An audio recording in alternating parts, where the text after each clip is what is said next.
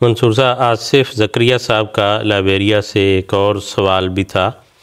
وہ انہوں نے بھیجا ہے کہ پوچھتے ہیں کہ کیا روزے کے دوران برش کر سکتے ہیں؟ جی کر سکتے ہیں، اس میں کوئی حرج والی بات نہیں ہے، اور حضرت صلی اللہ علیہ وسلم کے متعلق حدیث میں یہ ذکر ملتا ہے کہ ایک صحابی بیان کرتے ہیں کہ میں نے دیکھا کہ وسلم روزے کی حالت میں کثرت سے مسواک کیا کرتے تھے۔ حضرت عائشہ رضی اللہ تعالیٰ عنہ کی گواہی ہے کہ حضرت صلی اللہ علیہ وسلم روزے میں مسواک کیا کرتے تھے،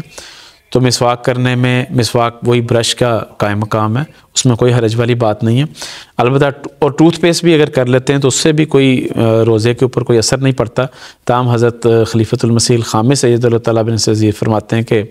بہتر یہ ہے کہ اگر آپ ایک مرتبہ صبح سحری کے وقت ٹوتھ پیسٹ سے کریں اور باقی ٹائم پہ آپ خالی برش سے کر لیں تو وہ زیادہ بہتر ہے، لیکن یہ بہرحال ناجائز نہیں ہے، اور ٹوتھ